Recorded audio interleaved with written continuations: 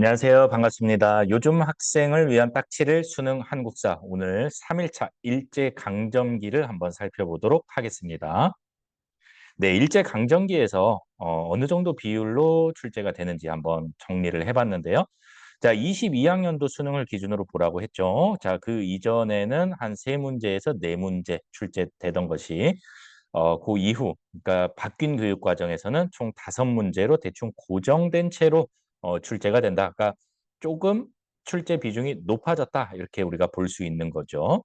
자, 어떤 내용이 많이 나오고 있는가? 와, 23번이나 거의 매회 출제됐던 주제가 있었어요.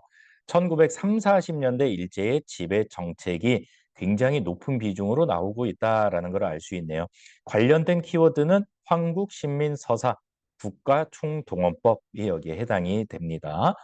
자, 그리고 1910년대 저항 중에서는 3.1 운동이 꽤 높은 비중으로 출제가 되고 있다라는 사실을 우리가 알 수 있습니다. 관련된 키워드로는 문화 통치가 시행이 됐다. 그다음에 탑골공원, 고종의 장례일, 그다음에 민족 자결주의 요 정도 되겠네요.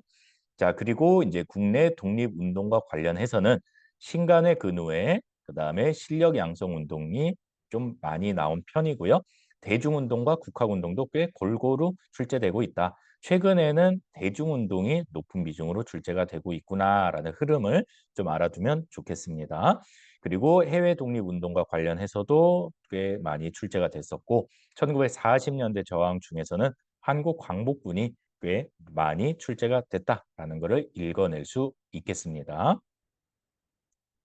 자, 일제강점기를 우리가 보통 3개의 시기로 구분해서 정리를 합니다. 1910년대 무단통치, 1920년대 이른바 문화통치, 그다음에 30년대부터 이제 해방될 때까지는 민족 말살 통치로 구분을 합니다.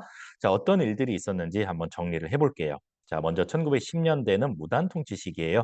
이때는 헌병 경찰이 경찰의 역할을 대신합니다. 헌병 경찰제가 시행이 됐을 뿐만 아니라 조선 놈들은 맞아야 정신 차리지 라면서 조선 태영령이 발표가 됩니다. 자, 공무원과 교사들이 제복과 칼을 착용하기도 했었고요. 경제적으로는 토지조사 사업을 통해서 주인 없다 싶은 땅 또는 기간 내에 신고하지 않은 땅은 다 총독부 소유가 돼버립니다.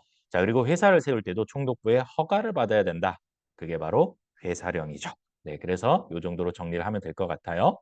자, 이렇게 무섭게 무단 통치를 하면은 우리나라 사람들이 쫄 줄 알았는데 쫄지 않았죠. 1919년도에 전국적으로 3.1 운동이 일어나게 됩니다. 여기에 영향을 받아서 이제 문화 통치가 시행이 되는데 자, 헌병경찰제가 폐지가 되고 보통경찰제가 시행이 됩니다. 자, 그리고 그 전에는 총독이라는 것은 오로지 군인, 무관만이 임명이 될 수 있었는데 자, 이 시기 문화 통치 시기에는 문관 총독도 총독의 임명될 수 있다라고 법이 바뀌게 됩니다. 물론 단 한 번도 문관 총독이 임명된 적은 없지만요. 이렇게 조금 잘해주는 척을 했던 시기가 1920년대 문화통치 시기라고 보면 되겠습니다. 치안유지법이 1925년도에 제정이 됩니다. 일종의 사상 검증이라고 볼 수 있는데 이걸로 이제 독립운동가들을 많이 탄압을 하게 되는 거죠. 경제적으로는 생산되는 미곡 쌀이죠. 을 증식시키자라는 계획, 산미 증식 계획이 추진되기도 했었고요. 그다음에 회사령이 폐지가 되면서 이제부터는 신고제로 바뀌게 됩니다. 그전에는 허가제였어요. 허가를 받아야 회사를 세울 수 있었는데 이제는 그마저도 귀찮아진 거죠. 자, 그래서 회사령이 폐지가 되고 이제부터는 신고만 하면은 누구나 회사를 세울 수 있게 됐다라고 정리를 해두면 되겠습니다. 민족 말살 통치 시기는 전쟁, 일본이 전쟁을 확대해 나가던 시기다라고 일단 이미지를 그려놓으면 되겠습니다. 1931년도에 만주사변을 시작으로 37년도에 중일전쟁이 일어나고요. 더 나아가서 41년도에는 태평양 전쟁이 전개가 됩니다. 자, 이 시기에 국가총동원법이 제정이 되면서 우리나라는 전시동원 체제에 이제 편입이 되게 되는 거예요. 전쟁이 많이 일어난다는 거는 군인이 많이 필요하다는 거죠. 그런데 일본에서 인구가 뭐 드라마틱하게 늘진 않았을 테니까 부족한 군인을 어디서 보충하려고 하냐면 바로 식민지 조선에서 보충을 하려고 합니다. 자, 그런데 20년 넘게 괴롭히다 보니까 감정이 안 좋잖아요. 만약에 우리나라 사람들한테 일본의 최신식 무기를 쥐어준다라고 하면은 일본을 위해서 싸우기보다는 일본을 향해서 싸울 가능성이 컸겠죠. 그래서 이 정신부터 개조를 시켜야 된다라면서 끊임없이 우리나라 사람들에게 동화 정책을 추진했던 시기다. 이렇게 알아두면 되겠습니다. 자, 전시동원 체제로 인적, 물적 수탈이 극에 달하게 됩니다. 자, 먼저 인적 수탈로 징용, 징병, 그다음에 이른바 위안부, 그다음에 이제 물적 수탈로 공출과 배급제가 시행이 됩니다. 공출 싹 다 걷어가는 거예요. 주로 이제 쇠붙이를 많이 걷어갔죠. 왜냐하면 무기도 만들어야 되니까요. 자, 그리고 이제 쌀도 걷어가 가지고 전선에 먼저 보내고 남는 쌀을 가지고 이제 배급을 해주기 시작합니다. 그래서 공출, 배급 나오면은 3, 40년대다 구분을 하면 되겠습니다.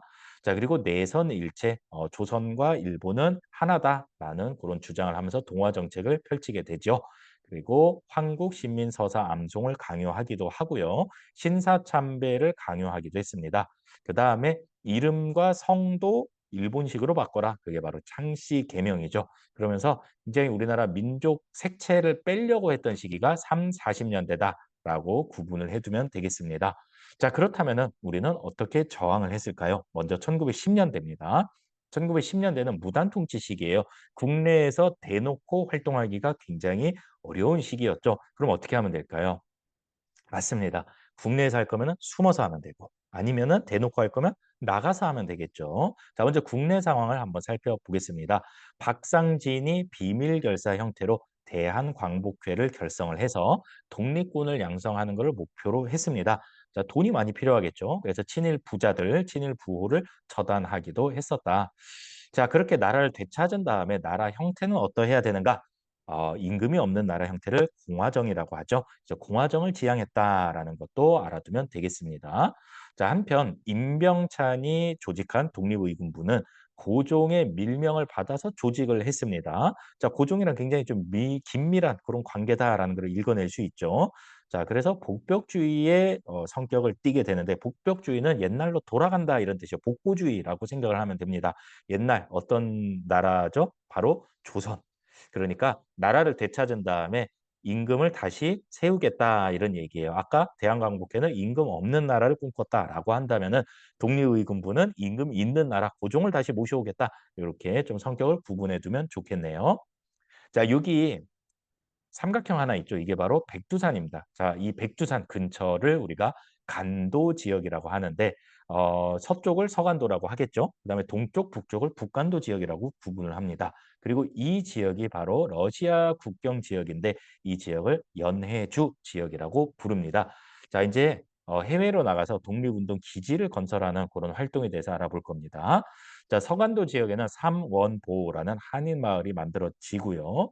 자, 이곳에서 이제 경학사라는 단체가 활동을 합니다. 그리고 신흥 강습소가 세워지는데 이 신흥 강습소가 이때 신흥 무관학교로 이름을 바꾸게 되는 겁니다.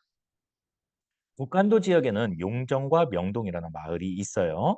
자, 이때 중광단이라는 단체가 활약을 하게 되는데 이 중광단 단원들은 대종교 신자들이 굉장히 많았다라는 거예요. 대종교는 어떤 종교일까요? 바로 단군을 믿는 그런 우리나라 민속 신앙이라고 보면 되겠습니다. 서전서숙 명동학교 이런 학교들이 또 세워지기도 했고요. 김좌진이 이끄는 북로 군정서라는 군대 조직이 여기서 탄생되기도 합니다. 청산리 대첩이랑 관련이 있죠. 자, 한편 연해주 지역에서는 신한촌이라는 마을이 만들어지고 권업회가 활동을 하고요. 그다음에 대한국민회의, 그다음에 대한광복군 정부가 세워지기도 했었다라는 얘기입니다. 자, 중국 본토에는 상하이라는 도시가 있어요. 자, 이 상하이에서 신한청년당이 조직이 돼서 파리 강화회의, 1차 세계대전이 끝나고 강대국들이 모였던 파리 강화회의에 김규식을 파견해서 우리 독립의 의지를 주장하기도 합니다.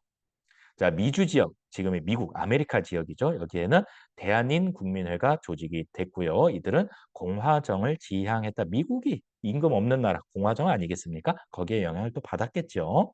자, 10년대의 모습을 살펴봤습니다. 국내에서는 비밀 결사 형태로 두 조직이 있었다. 물론 더 많이 있었지만 대표적인 조직만 우리가 살펴본 겁니다. 자, 그다음에 해외는 멀리 가진 않아요. 우리가 이제 독립 전쟁을 펼쳐야 되기 때문에 요 근처 간도 지역과 연해주 지역에서 이런 각종 단체와 학교, 그다음에 군대 조직이 있었다라는 사실을 살펴봤습니다. 자, 이 시기에 1차 세계대전이 꽝 터졌다가 이제 끝나게 됩니다. 그리고 파리 강화 회의가 열리고 여기에 이제 승전국들 주로 강대국들이죠. 미국, 영국 모여서 이제 회의를 하게 되는데 여기에서 미국 대통령 윌슨이 민족의 일은 스스로 결정해라라는 민족 자결주의를 주장을 합니다. 여기에 영향을 받아서요. 2월 8일 날 1919년 2월 8일 도쿄에서 일본 유학생들 중심으로 독립선언이 발표가 됩니다. 그게 바로 28 독립선언입니다.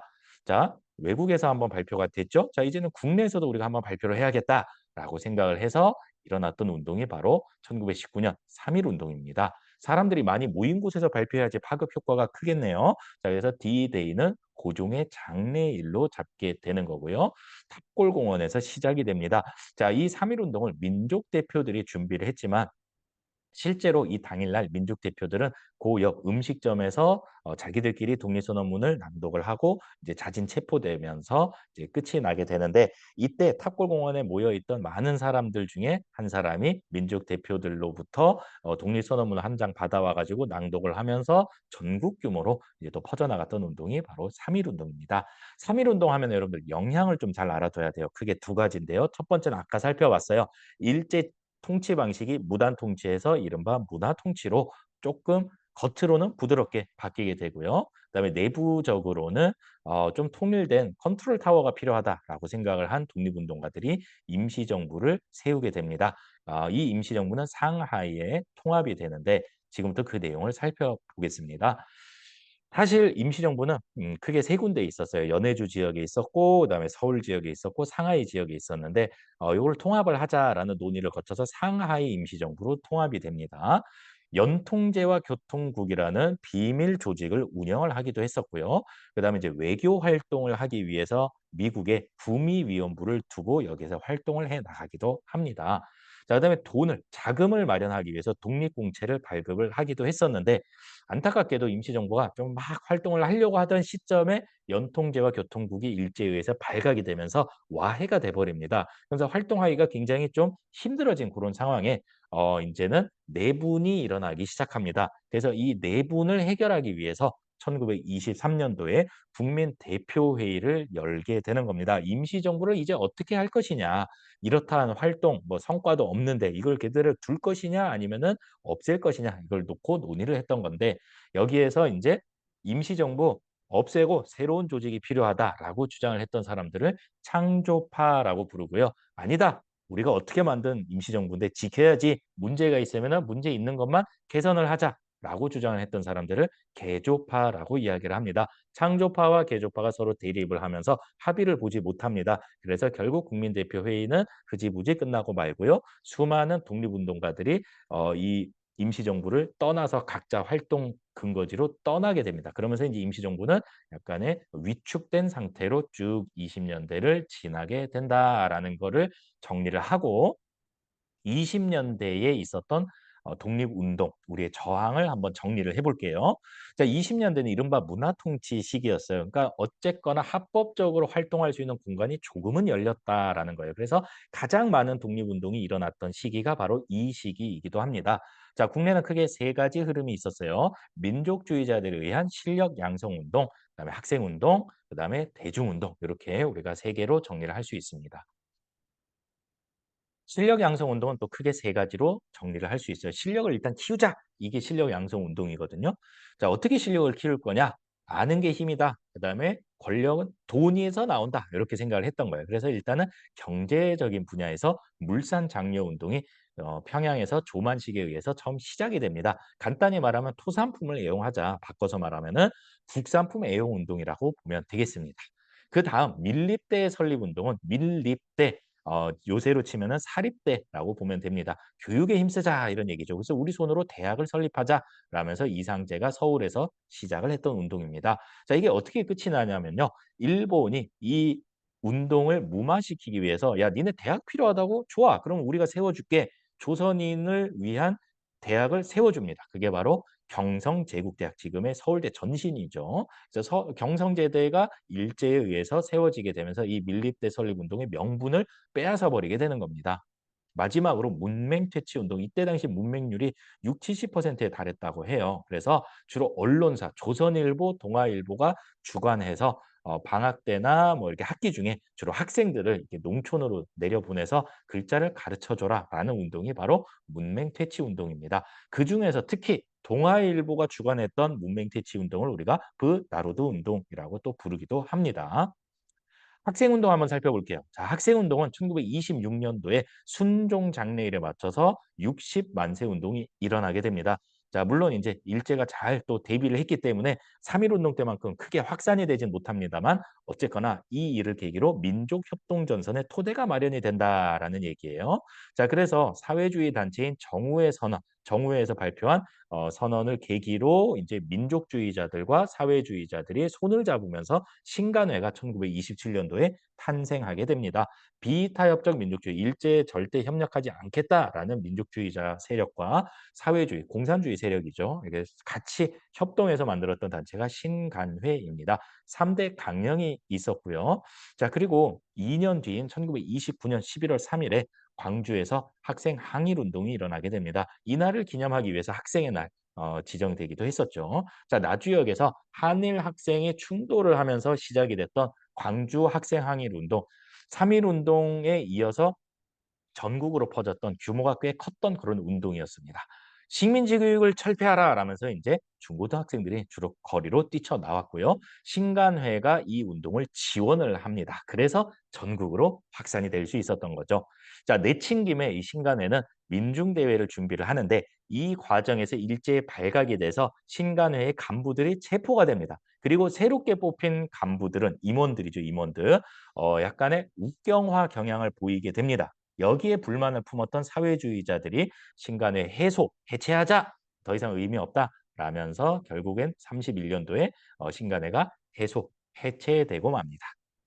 자, 다음은 대중운동입니다. 크게 세 가지예요. 자, 여성운동과 관련해서는 근우회가 활동을 하고요. 근우회는 참고로 신간회의 자매 단체입니다. 그러니까 당연히 비타협적 민족주의 계열과 사회주의 계열이 또 손을 잡았다라는 또 공통점을 갖고 있겠네요. 자, 소년운동 어린이날 만든 방정환을 떠올리면 되겠습니다. 그다음에 이제 마지막으로 형평운동입니다. 형평이 뭐냐면요. 평평한 양팔 저울을 이야기합니다. 자, 이때 신분제는 이미 폐지가 됐지만 여전히 사회적으로 차별이 심했던 백정, 고기 잡는, 고기 써는 사람들이죠. 요새로 치면 정육점 사장님 정도라고 생각을 하면 되겠습니다. 차별하지 마세요! 라면서 1923년도에 진주에서 조선 형평사를 결성을 하기도 하고 차별 반대 운동을 벌이기도 합니다. 자, 대중운동의 공통점은 다 이거예요. 사회적 약자들의 운동이라고 보면 되겠습니다. 목표도 똑같아요. 평등을 지향했다. 이런 공통된 목표를 가지고 있습니다.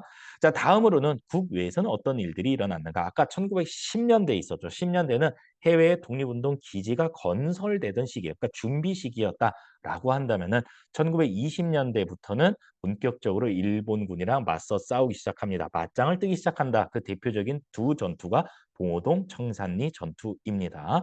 자, 봉오동 전투에서는 주로 홍범도 장군이 활약을 하고요. 청산리 전투에서는 김좌진 장군이 활약을 합니다.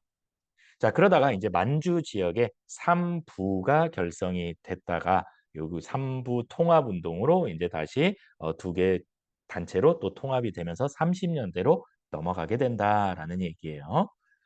자, 이제 20년대 만주 지역에서 결성이 됐던 의열단을 한번 정리를 해보려고 합니다. 의열투쟁은 무장투쟁의 하나인데요. 무장투쟁은 주로 이제 군대 조직, 독립군 부대 단위로 전투를 벌인다라고 한다면 의열투쟁이라는 것은 개별투쟁이라고 보면 되겠습니다. 개인이 폭탄을 들고 적진에 뛰어들어서 폭탄을 던져서 뭐 이렇게 뭐 주요 인사를 암살하기도 하고요. 그다음에 뭐 이렇게 주요 시설을 폭발시키기도 하는 그런 활동이 바로 의열투쟁인데 그 대표적인 단체가 20년대 활동했던 의열단입니다. 김원봉이 조직을 했었고요.